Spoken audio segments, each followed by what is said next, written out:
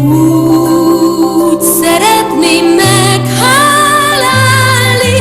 két kezemmel megszolgálni azt, hogy felnevelt, dédelgetett erő felett.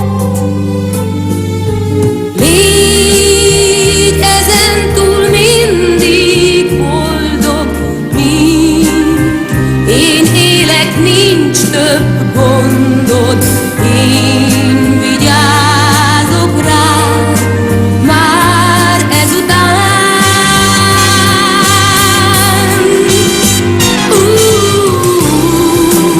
Úgy szeretném meghálálni, legalább megpróbálni, mind azt a jót, mit értem tett az én anyám.